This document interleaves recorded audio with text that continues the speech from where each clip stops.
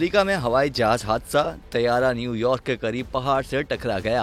हादसे में इंसान समेत जानवर भी हलाक, तस्दीक कर दी गई। अमेरिकी मीडिया के मुताबिक 49 साल सियूक किम की नियाइन मैरीलैंड से न्यूयॉर्क के लिए प्रवास कर रहा था।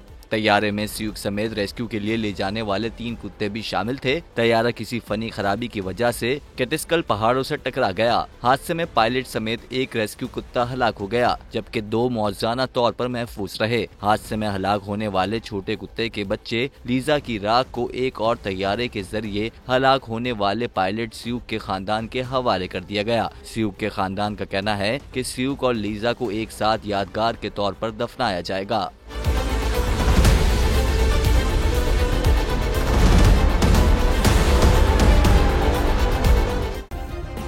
सब्सक्राइब करें और बेल दबाएं ताकि कोई खबर रह न जाए।